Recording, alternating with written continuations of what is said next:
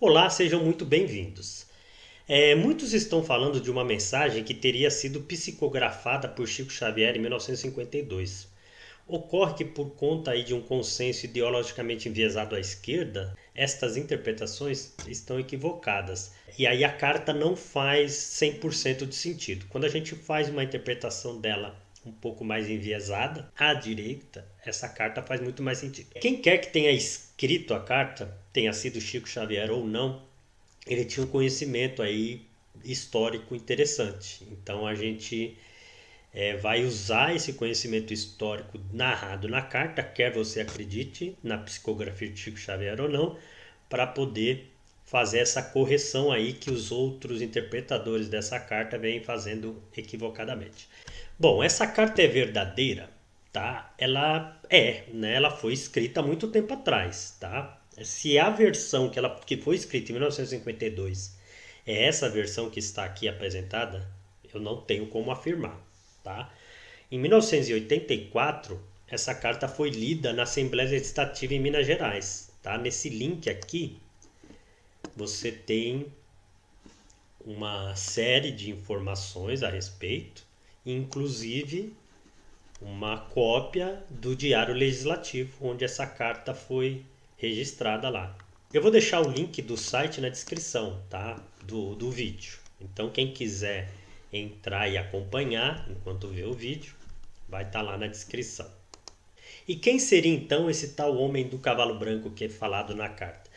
Eu vou colocar aqui na minha visão, tá? É Jair Messias Bolsonaro. E eu vou mostrar por A mais B. Antes que alguém fique bravo comigo, não pode, não pode, porque eu já vi, na verdade, outros trechos aí de outros vídeos espíritas dando algum tipo de. Ai, que absurdo, não pode ser Bolsonaro por causa disso, por causa daquilo. Então, no final talvez eu fale sobre isso, mas eu peço que vocês assistam o vídeo até o final e vejam os motivos, porque na hora que eu entrar lá no trecho da carta que fala de Bolsonaro, ou que fala do tal homem de cavalo branco, eu vou explicar por A mais B que eu acho, por que eu acho que é Bolsonaro, e aí eu entro nos contrapontos desses comentários que certamente virão, tá ok? Bom, eu me dei o trabalho de construir uma página na internet, tá? Ela tem uma navegaçãozinha básica e aqui do lado para você poder voltar sempre para a carta quando quiser, porque os links que estão aqui na carta, eles vão levar até os personagens históricos, e aí para você retornar para a carta, você clica no rostinho do Chico Xavier aqui, que ele volta para a carta. Eu vou ler a carta novamente inteira, né, para quem nunca viu falar dessa carta possa acompanhar aí comigo, tá? E até um certo ponto, todas as interpretações que você pode ver nos demais vídeos, elas estão iguais. A partir de um determinado momento, elas vão tomar um outro rumo aí. Eu vou justificar porque a minha interpretação é um pouquinho diferente. O mundo caminha para grandes conquistas e também para grandes catástrofes. O engenho de guerra que assombrou o mundo com a destruição moral e material de Hiroshima e Nagasaki será a causa de desentendimento no mundo inteiro. No Brasil, um líder operário terá morte violenta, pois as forças espirituais que vivem no cosmos pedem ao Supremo Criador justiça por tudo que foi feito de bárbaro em nome do Supremo Criador e da Pátria. Então, quem seria esse personagem histórico? Um líder operário que teve morte violenta, Getúlio Vargas. Suicidou-se em agosto de 54. Versões dizem que ele teria sido assassinado, mas suicídio e assassinato não deixa de ser morte violenta. Lembrando que isso foi em 1954, a carta teria sido escrita em 52. Com o desaparecimento deste, o Brasil vai passar por momentos difíceis. Diversos movimentos armados vão abalar a estrutura nacional. No meio disto, virá um homem da terra de Marte Tiradentes. E apesar das pressões, muito fará pelo Brasil. Inclusive, será o criador de uma cidade-jardim tal qual o Éden, diferente de todas as cidades. Então vamos até aqui. Quem é esse homem da terra do Mar Tiradentes que criou a cidade de Jardim tal qual o Éden? Juscelino Kubitschek criou Brasília e ele é nascido em Diamantina. Clicando aqui também na descrição você volta lá para o texto. Mas será substituído por outro que muita confusão irá criar e na sua saída injustificada vai deixar a nação abalada. Esse outro aqui é Jânio Quadros, tá? ele renuncia à presidência após 8 meses aí que ele assumiu. E é aqui que começa a divergência. E deste abalo vai começar o período crítico. Esse período crítico é que as pessoas estão interpretando como se fosse já o regime militar, né? Aí a gente tem que fazer algumas observações. Logo que vem Jânio Quadros, diz que desse abalo vai começar o período crítico, né? Então só o Jânio Quadros começa o período crítico. E quem vem depois de Jânio Quadros, por questão de lógica histórica, é João Goulart. Teve muita confusão aí até inclusive para ele assumir. Então, vamos lá, o período crítico na verdade é o governo de João Goulart. Eles colocam lá como se fosse o regime militar, e eu vou tentar provar por A mais B quando eu chegar lá no regime militar de fato que está na carta. A gente vai ver algumas coisas que estão na carta e alguns fatos históricos que vão corroborar com essa versão. Clicando em mais informações aqui no chartzinho do João Goulart, a gente vai para uma parte do site que fala do período crítico. E por que período crítico? É importante aqui a gente contextualizar que a gente estava vivendo aí a Guerra Fria, tá? União Soviética e Estados Unidos, aí o mundo estava com essa bipolarização. Foi nesse período aí, entre 60 e 64, que aconteceram várias coisas aqui no Brasil, criação de vários movimentos, as ligas camponesas, Brizola cria o grupo dos 11 companheiros, a UNE intensifica aí movimentos pela reforma universitária, a crise dos mísseis em Cuba, porque a União Soviética tinha colocado instalações de mísseis em Cuba. O João Goulart, em 62, assina uma lei de remessa de lucros, que as multinacionais não podiam mandar tanto dinheiro para as matrizes lá fora, então ele meio que começa a estatizar, né, os meios de produção, enfim, uma série de coisas aí. Eu não vou entrar em detalhe por detalhe, mas se você olhar aqui e tem links aí para as explicações históricas, tal, quando você clica na foto, você vai ver por vários motivos que existia assim indícios para os militares acreditarem que João Goulart era um perigo para a democracia no Brasil. Na interpretação, as outras pessoas que se deram o trabalho de fazer vídeo a respeito do assunto, esse período crítico já seria o período militar. Eles ignoram completamente todos esses acontecimentos históricos. E aí, quando a gente entrar no período militar e avançar um pouquinho no texto, a gente vai ver que tem outros indícios que mostram que não é o período crítico, não é o período militar. Voltando aqui após o período crítico. Até que o homem de patriotismo, vindo também da terra de Tiradentes, irá cercar-se de outros e vão derrubar a viga mestra da confusão. Então, quem é esse homem de patriotismo também vindo da terra do mar de Tiradentes?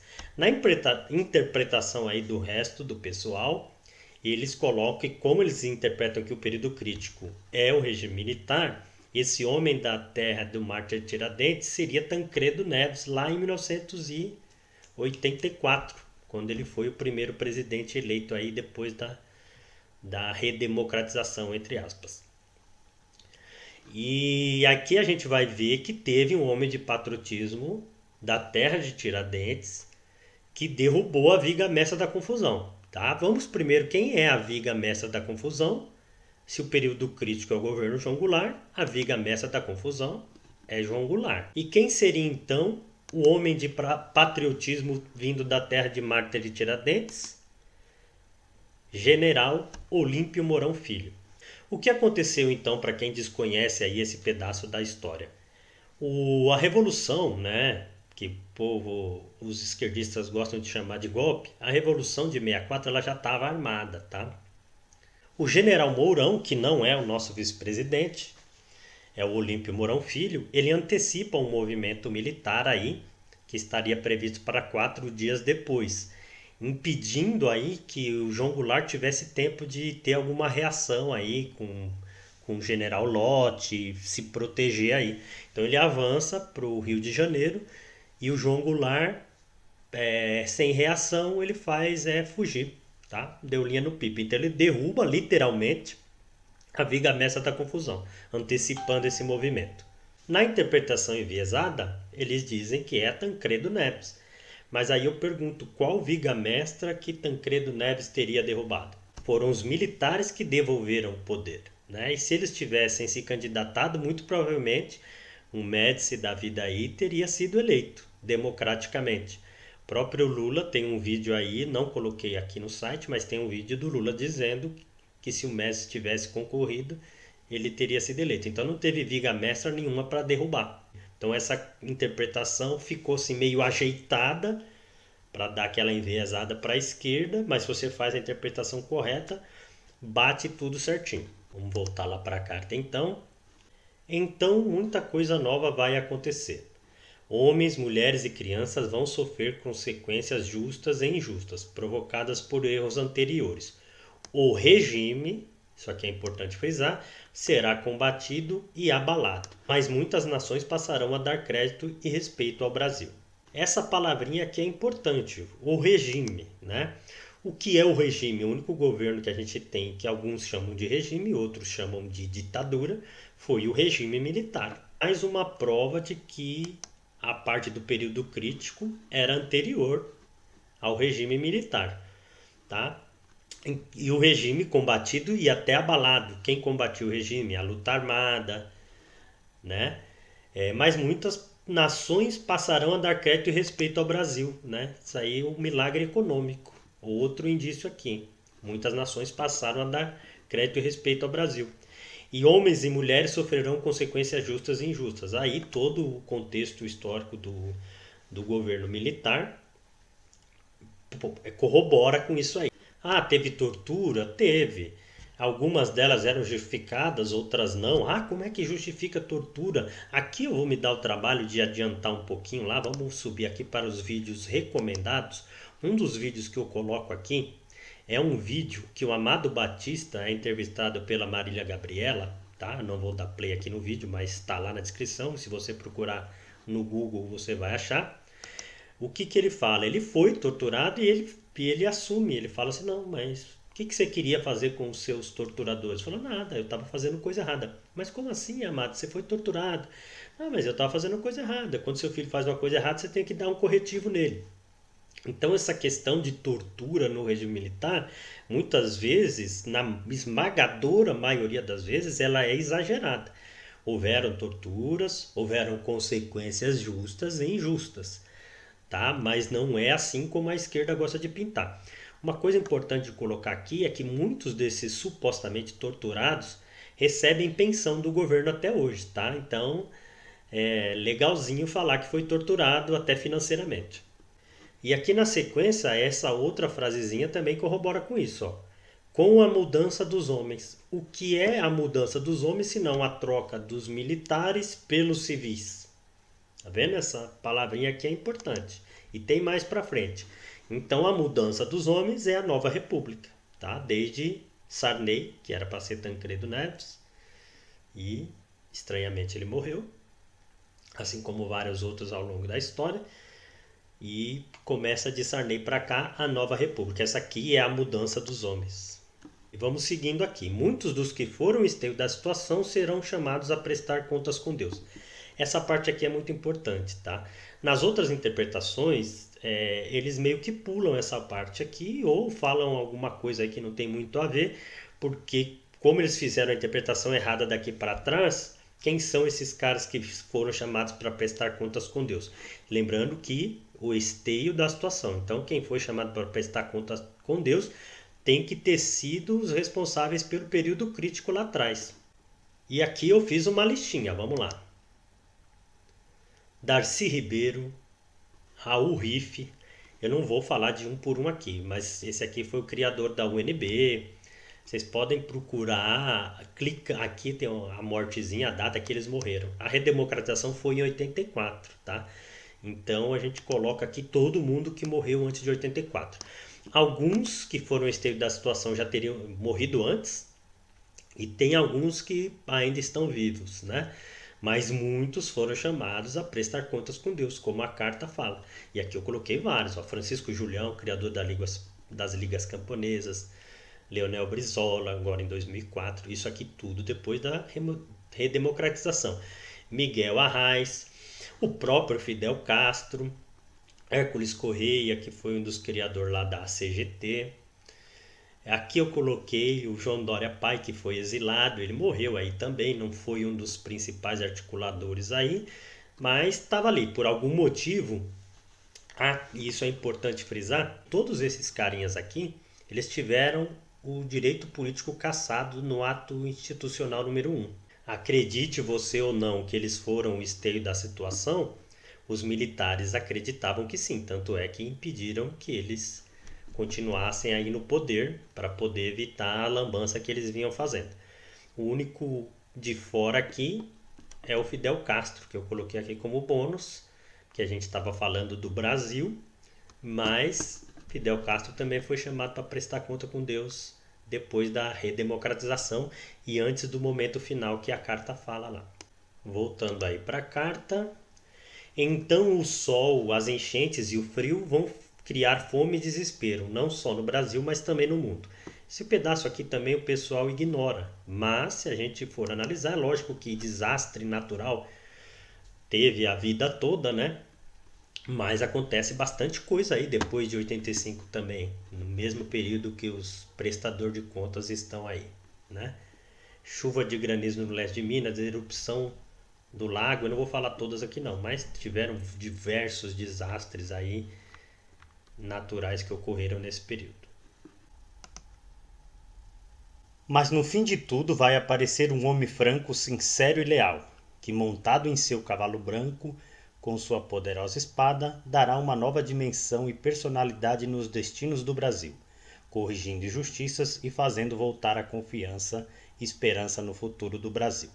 Bom, muitos já disseram ser esse tal homem do cavalo branco, tá? Ronaldo Caiado na eleição dele, Tancredo Neves por parte de um partidário, na época em 94, onde foi registrada aquela carta lá na Assembleia Legislativa, dizia ser Tancredo Neves. Já cogitaram, quando começou a Operação Lava Jato, que esse homem seria Sérgio Moro. Para os espíritas não é nenhum político, talvez fosse a reencarnação de Emmanuel, mas enfim. O que eu pretendo demonstrar aqui são as semelhanças com o Bolsonaro, semelhanças reais e semelhanças que podem ser subjetivas. Vamos por partes então. Um homem franco, sincero e leal. É que ele é franco e que ele é sincero, né? Mesmo os opositores dele hão de convir que ele é. Se ele é leal, só as pessoas próximas é quem podem dizer que não. Mas a gente fazendo uma análise que ele emprega, por exemplo, no gabinete dele, pessoas das Forças Armadas. As duas ex-esposas dele votaram nele, né, para presidente, apoiaram a candidatura dele. Então, por mais que não se goste dele, não se pode negar essas qualidades. Tá aí o homem franco, sincero e leal. Vamos dar continuidade. Montado em seu cavalo branco e com sua poderosa espada. Isso aqui podia ser subjetivo, né? Montado em seu cavalo branco, as pessoas que o cercam, que apoiaram sua candidatura, alguma coisa aí que dá apoio para ele, e a sua poderosa espada, nós poderemos dizer que é a palavra de Deus que ele traz, a sinceridade, a sua língua afiada, alguma coisa levou ele a ser presidente da República, né? A gente poderia dizer que isso aqui é metáfora, né? Mas, se a gente quiser levar para o lado literal, vamos clicar ali. Tá aí Bolsonaro em Niuaque, no Mato Grosso do Sul, montado em seu cavalo branco com sua poderosa espada. Eu vou dar um play aqui no vídeo para a gente poder ver um pouquinho.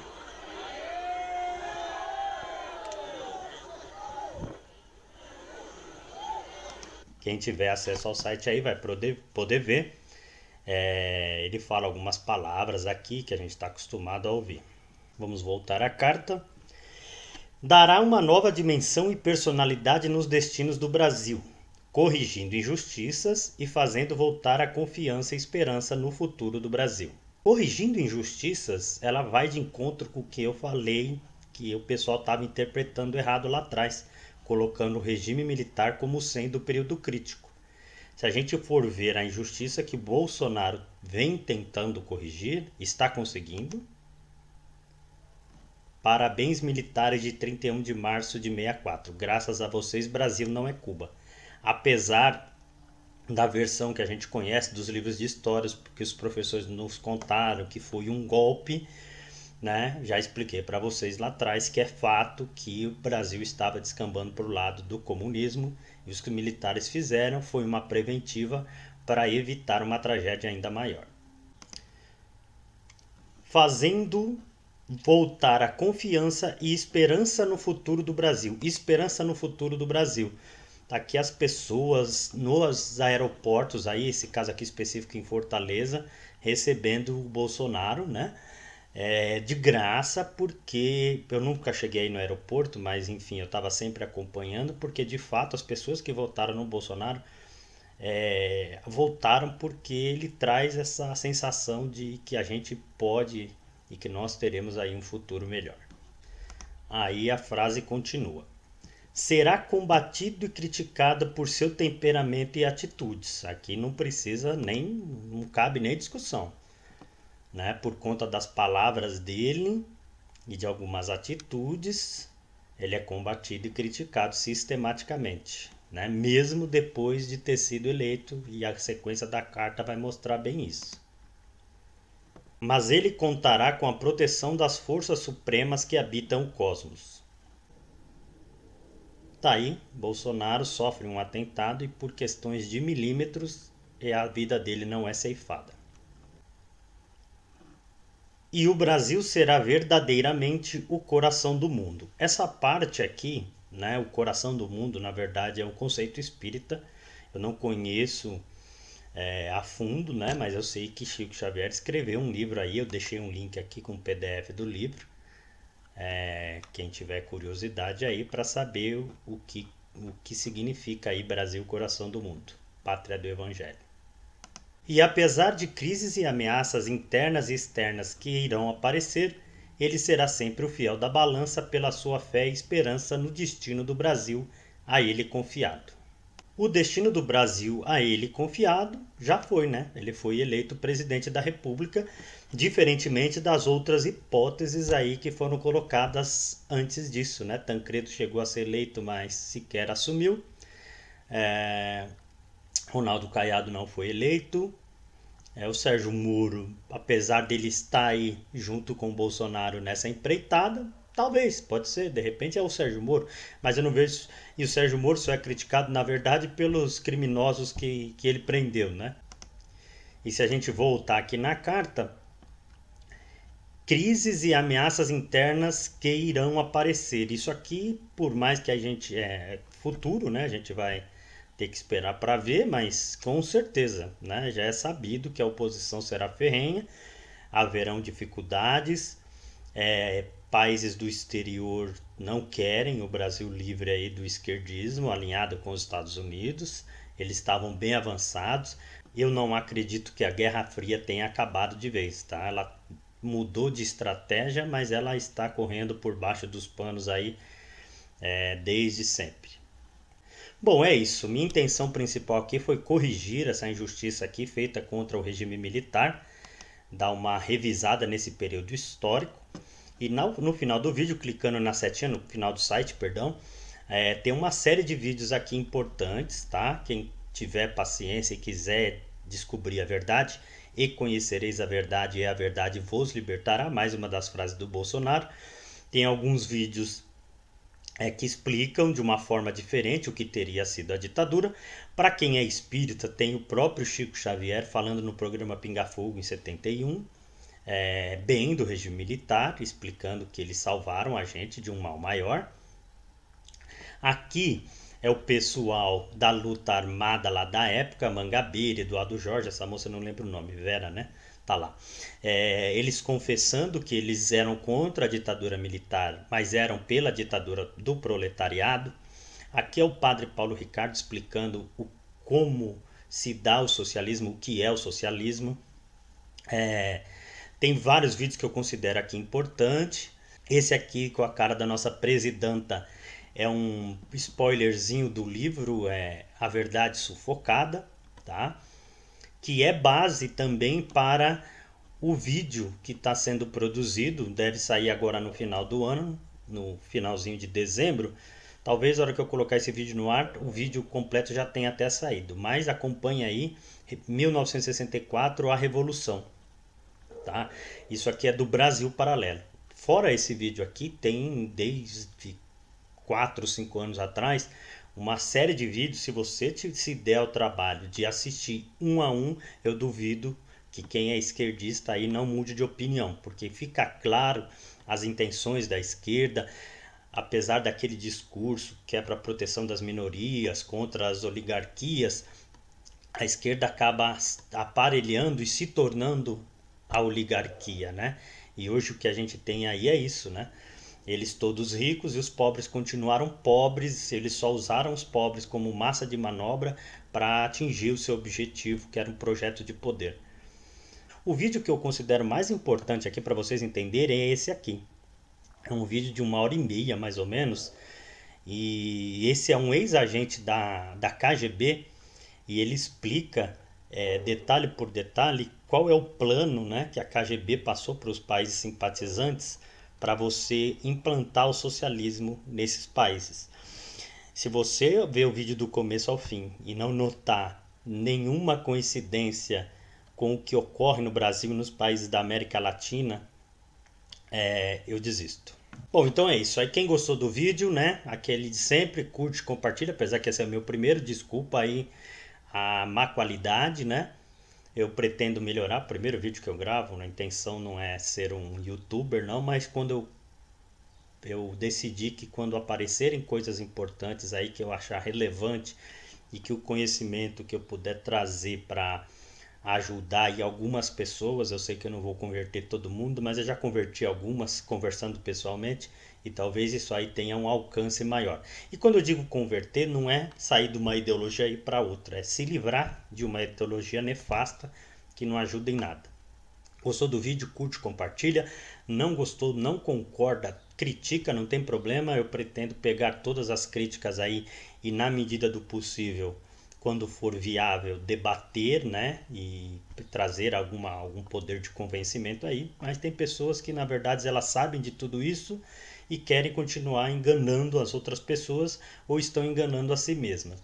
Um abraço, até a próxima, fiquem ligados no canal e sempre que tiver alguma coisa importante para falar a respeito de política ou de algum assunto muito interessante, eu devo estar criando um site com conteúdo e gravando um vídeo em cima desse conteúdo. Essa é a minha ideia aí de como levar esse canal.